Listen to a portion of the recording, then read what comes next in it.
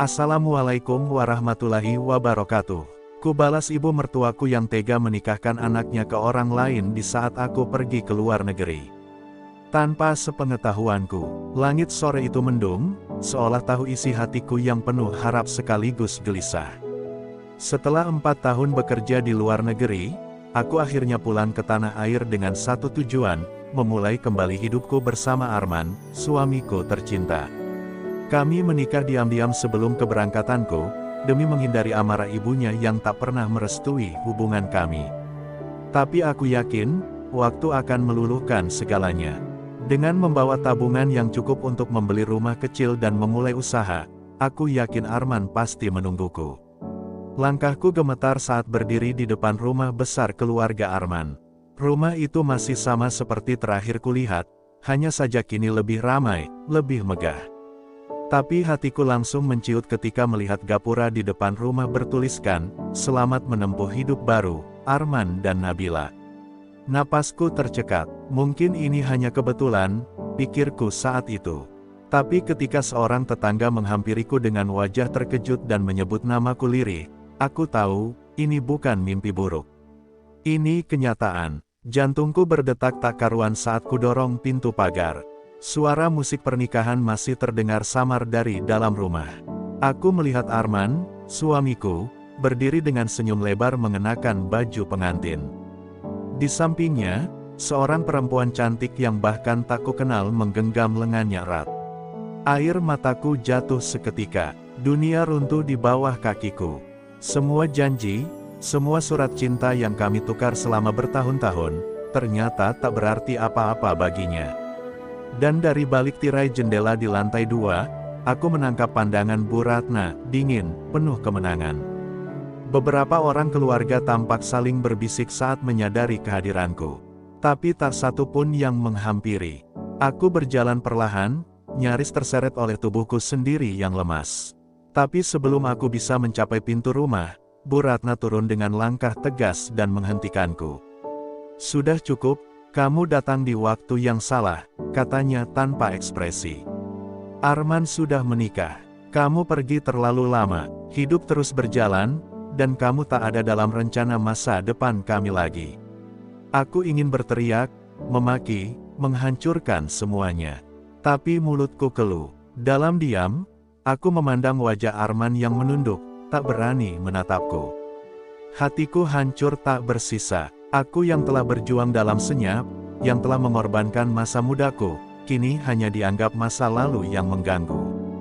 Dengan tubuh gemetar dan mata berkaca, aku melangkah mundur, meninggalkan mereka dalam pesta bahagia yang seharusnya menjadi milikku.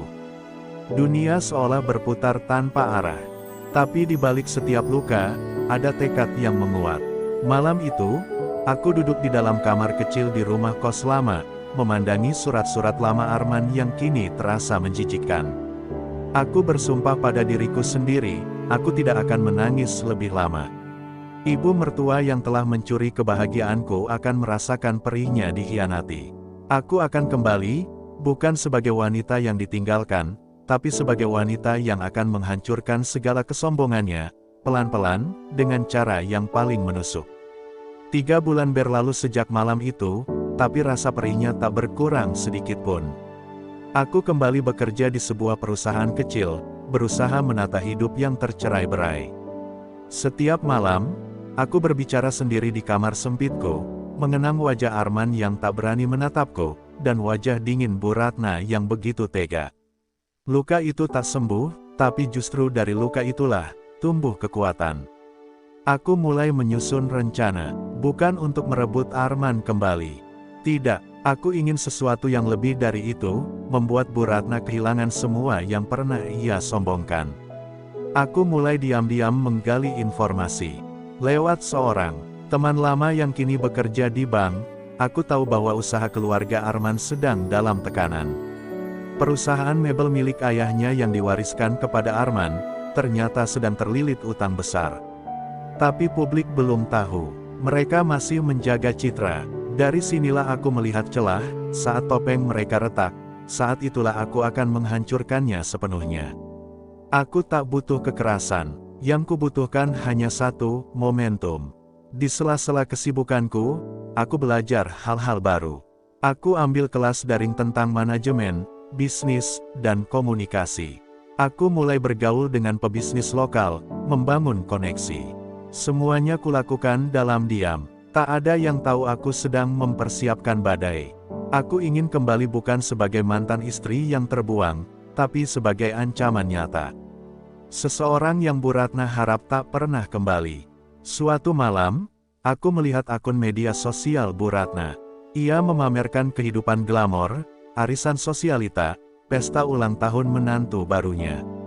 Ia pikir aku sudah hancur. Ia pikir aku akan lenyap dalam diam.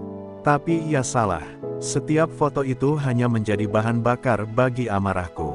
Aku simpan semuanya, sebagai pengingat bahwa aku tak boleh berhenti sebelum senyuman di wajahnya berubah menjadi tangisan. Dan akhirnya, kesempatan itu datang lebih cepat dari yang kuduga. Salah satu kolega bisnis yang kukenal berkata bahwa ia tertarik mengambil alih usaha mebel milik keluarga Arman, tapi hanya jika ada orang yang bisa membocorkan laporan internalnya.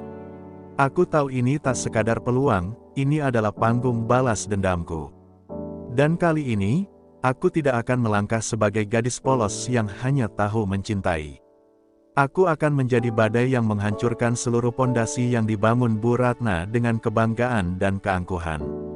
Aku datang ke galeri furnitur milik keluarga Arman dengan penampilan baru. Blazer hitam elegan, rambut disanggul rapi, dan sepatu hak tinggi yang beradu lantai dengan percaya diri. Tak ada lagi gadis kampung yang dulu hanya dikenal sebagai TKW. Aku datang sebagai perwakilan investor dari perusahaan mitra yang pura-pura tertarik berinvestasi. Mereka tidak mengenaliku, bahkan Arman sendiri hanya terpaku beberapa detik sebelum akhirnya menyadari siapa aku. Wajahnya pucat, tapi aku hanya tersenyum, senyum yang menyimpan luka sekaligus kemenangan kecil. "Selamat siang, Bu Ratna," ucapku dengan nada formal saat ia muncul dari balik meja. Ia terpaku sesaat, matanya menyipit menilai penampilanku. "Kamu," bisiknya pelan. Aku hanya mengangguk, lalu dengan tenang duduk di hadapannya. "Saya datang sebagai utusan investor dari grup Wahana Properti. Kami tertarik mendanai bisnis mebel Anda yang, katanya sedang berkembang pesat," lanjutku sambil menahan geli melihat ekspresi gugupnya.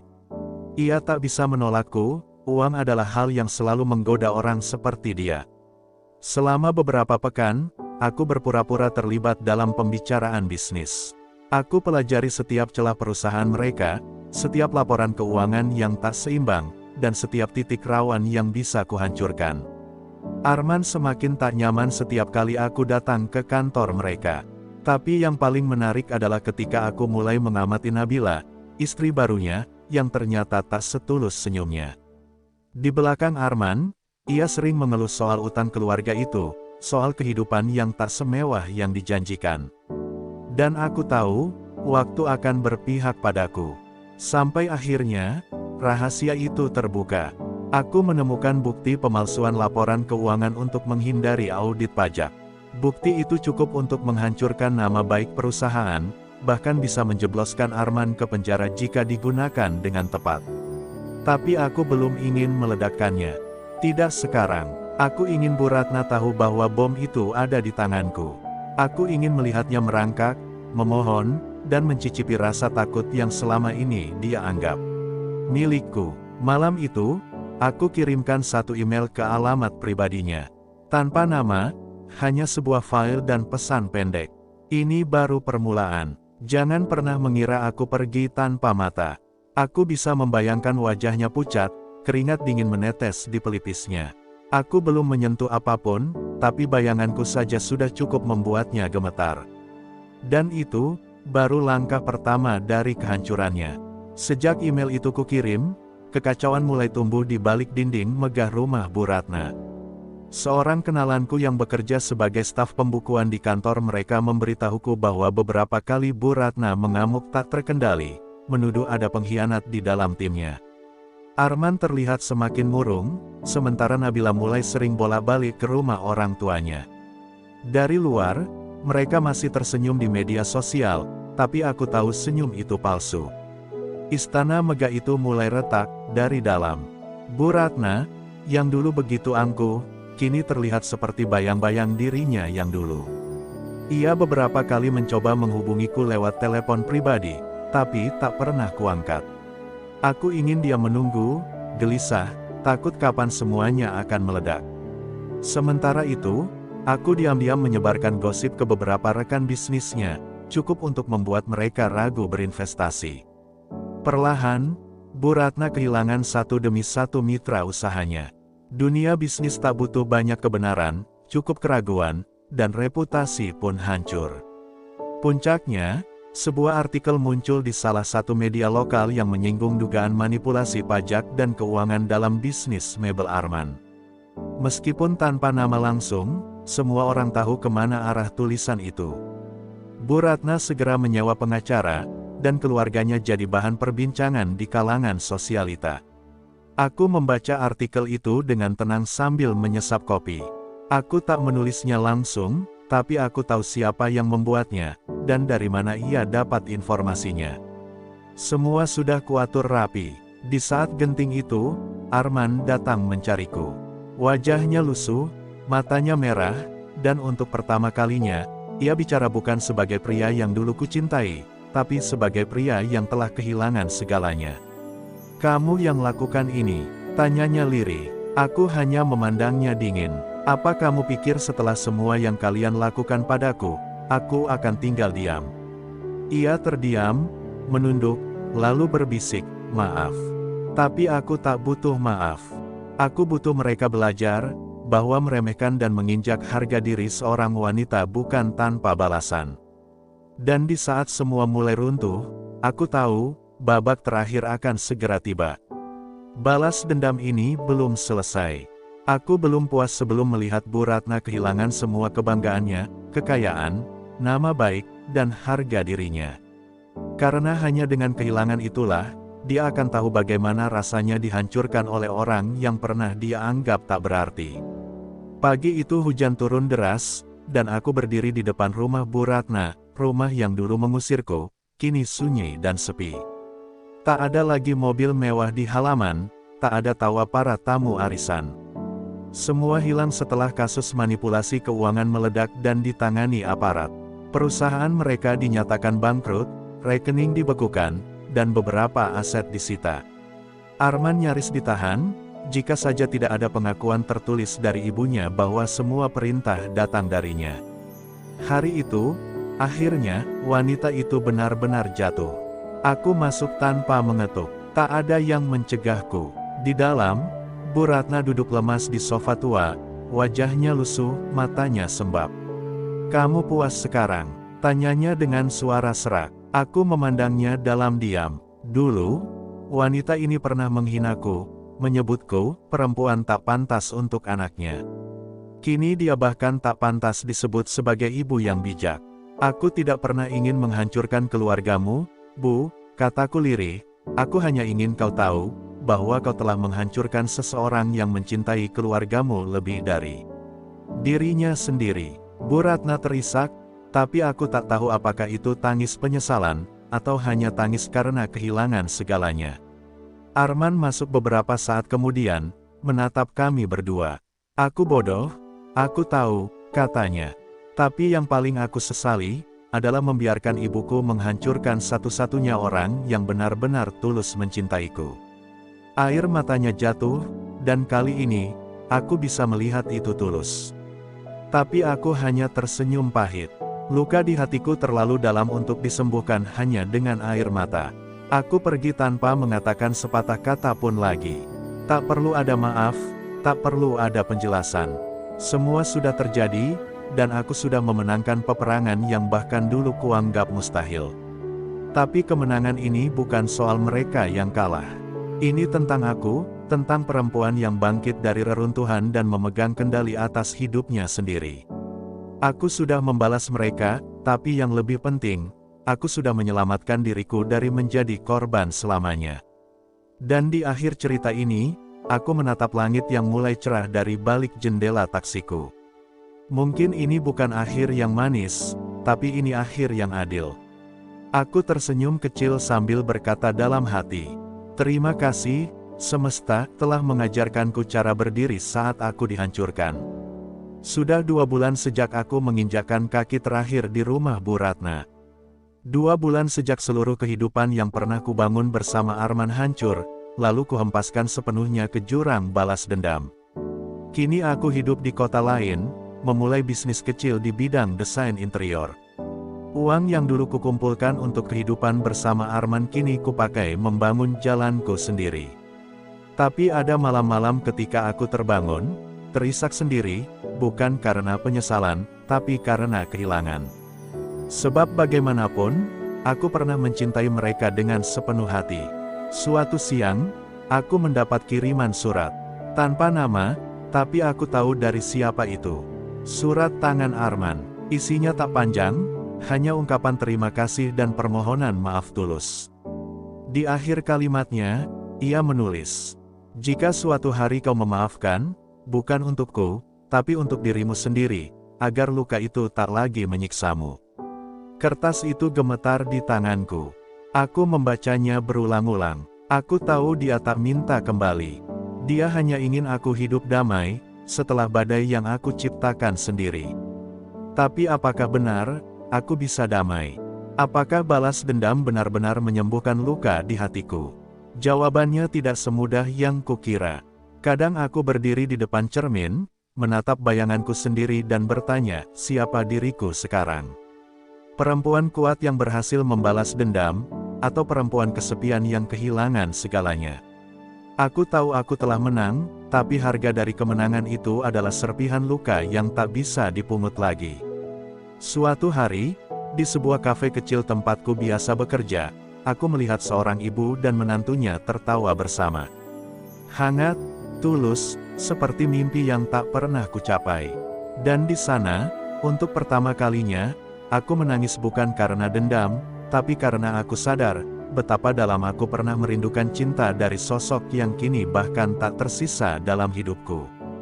Di tengah gelas kopi yang mendingin, aku berdoa pelan, bukan untuk Bu Ratna, bukan untuk Arman, tapi untuk diriku sendiri. Agar aku benar-benar sembuh. Dan akhirnya aku tahu, ini bukan tentang membalas atau memaafkan.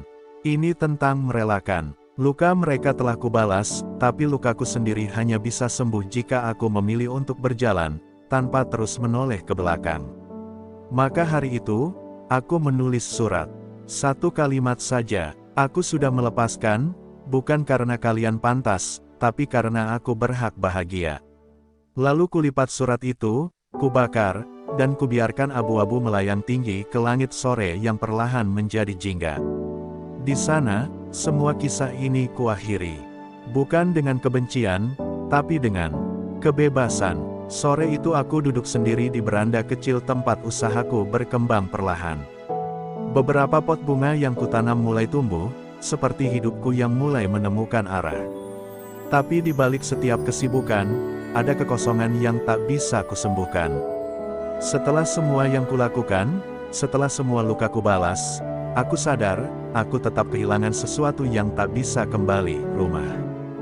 Bukan rumah dalam bentuk bangunan, tapi rasa aman, rasa dicintai tanpa syarat. Dan rasa itu dulu sempat kutemukan dalam pelukan Arman, sebelum segalanya berubah menjadi pengkhianatan. Malam-malam terasa lebih dingin dari sebelumnya, meski selimut menutup seluruh tubuhku. Kadang bayangan Bu Ratna muncul dalam tidurku. Bukan lagi sebagai musuh, tapi sebagai wanita tua yang kini hidup dalam sepi. Aku membayangkan ia duduk di ruang tamu sendirian, tanpa arisan, tanpa tepuk tangan para sosialita, hanya ditemani suara jam dinding dan ingatan tentang semua yang telah ia rusak. Dan yang lebih menyakitkan, adalah kenyataan bahwa aku, meski telah membalas semuanya, masih merasa terluka oleh perlakuannya. Apakah itu berarti aku belum selesai? Suatu pagi, seorang anak perempuan kecil mengetuk pintu tokoku. Ia tersenyum manis sambil menyerahkan bunga kertas buatan tangan. Katanya ini buat ibu yang kuat, katanya polos. Aku tertegun. Entah siapa yang menyuruhnya, tapi anak itu pergi tanpa menjelaskan apa-apa. Aku menatap bunga kertas itu lama, lalu menangis. Tangis yang kutahan selama ini, yang tak sempat keluar saat semua kehancuran terjadi. Bukan karena dendam lagi, tapi karena kesedihan yang selama ini kupendam dalam diam, mencoba terlihat kuat padahal sesungguhnya aku hanya ingin dipeluk. Hari itu aku menulis satu catatan di buku harianku, dendam membakar yang di luar, tapi diam-diam ikut menghanguskan yang di dalam. Untuk pertama kalinya, aku mengakui bahwa aku lelah. Aku tidak ingin menjadi wanita yang terus menatap ke belakang. Aku ingin menjadi wanita yang bisa tertawa lagi, yang bisa mencintai lagi, tanpa bayang-bayang masa lalu. Mungkin itu prosesnya, mungkin menjadi utuh tak selalu dimulai dengan membalas, tapi dengan mengampuni, bukan demi mereka, tapi demi diriku sendiri. Dan saat senja datang, aku menyalakan lilin kecil di sudut toko. Bukan untuk ritual apapun, hanya sebagai tanda bahwa aku sedang berusaha menerangi hatiku yang lama gelap. Jika hidup ini adalah perjalanan panjang, maka aku memilih untuk melangkah pelan, tak lagi membawa beban dendam, tapi membawa harapan. Aku telah memenangkan pertempuran, tapi kini saatnya aku mulai membangun damai. Bukan pada mereka, tapi pada diriku sendiri. Hujan baru saja reda saat aku menutup toko sore itu. Jalanan basah memantulkan cahaya lampu yang mulai menyala satu persatu.